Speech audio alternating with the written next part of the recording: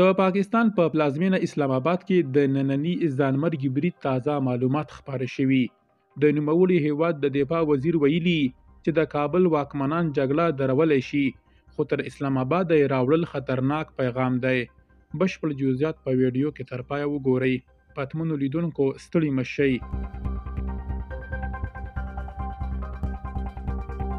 د پاکستان دفاع وزیر په اسلام آباد کې د نن ورځې ځانمرګي برید ته په اشارې سره ویلي چې د کابل واکمنان په پاکستان کې جګړه درولی شي، خو تر اسلام آباد پورې د جګړې راوړل د دوی یو بل خطرناک پیغام دی چې د په وینا پاکستان د جواب ورکولو توان لري. خواجه آصف د سې شنبې پر ورځ د لړم پر شلمه پر ایکس لیکلي، موږ د جنگ په حالت کې یو. داسې فکر وکړئ چې د پاکستان پوځ دا جګړه له افغانستان سره په سرحدي برخو او د بلوچستان په لرو پرتو سیمو کې پر مخ وړله. خو نن په اسلام آباد کې په قضایي ادارو ځانمرګي برید د راویښېدو زنګ دی.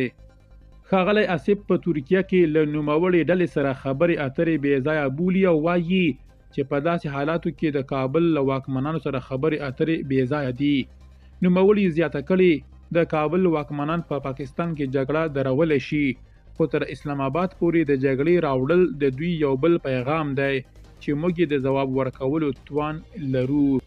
د یادولو وړ ده چې نن پر ځایي وخت شاوخوا 12 بجې د دغه هیواد د پلازمینې اسلام آباد په G11 سیمه کې د یو ځانمرګي برید له امله لږ تر لږه 12 کسان وژل شوي او 20 نور ټپیان دي.